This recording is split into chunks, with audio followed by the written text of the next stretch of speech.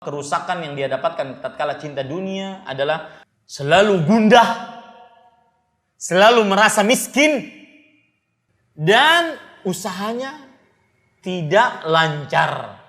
Yang di dalam otaknya cuma ada dunia, dunia dan dunia, selalu gundah, selalu merasa miskin, dan usahanya tidak becus. Itu pasti. Lihat para ikhwan yang dirahmati oleh Allah Subhanahu wa taala, dalam hadis yang diriwayatkan oleh Imam Tirmidzi, Nabi Muhammad sallallahu alaihi wasallam bersabda, "Man asbaha dunya akbar hammih." Siapa yang menjadikan dunia tekadnya yang paling besar, maka Allah Subhanahu wa taala akan menghancurkan usahanya dan menjadikan kefakirannya di depan kedua matanya. Selalu seperti itu.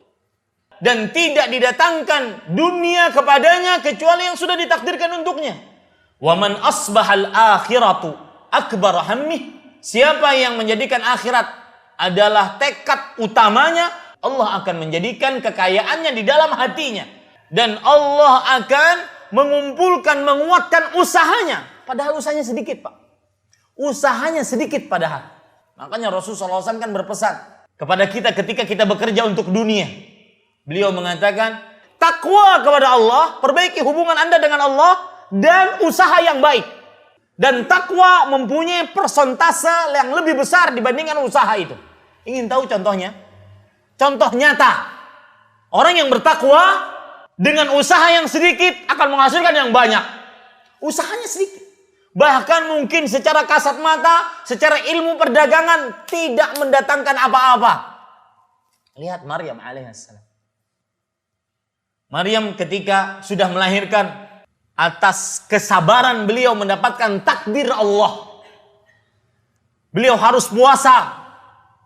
Beliau harus tidak berbicara dengan orang. Beliau harus dituduh sebagai wanita pezina. Tapi beliau sabar. Takwa kepada Allah. Ahli ibadah kepada Allah. Tatkala sudah melahirkan, diusir dari kampungnya, kemudian membawa bayinya. Orang yang baru melahirkan itu lemah. Lemah selemah-lemahnya. Bahkan harus kadang-kadang istirahat beberapa jam. Baru bisa memelekkan mata. Baru bisa sadar dibicarai.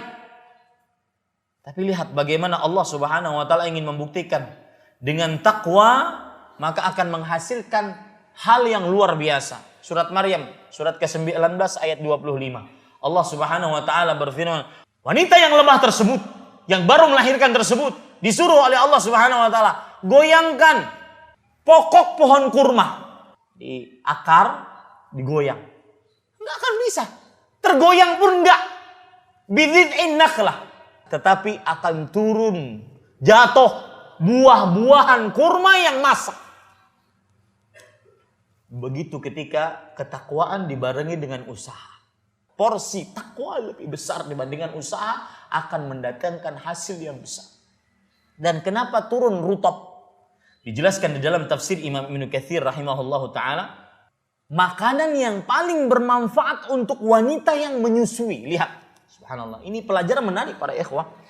Orang yang usaha dibarengi dengan takwa. Takwa porsinya lebih besar dibandingkan usahanya. Dia akan diberikan oleh Allah rezeki yang memang cocok untuk dia. Ini indahnya. Orang yang selalu kehidupannya ingat akhirat. Bukan hanya cinta dunia.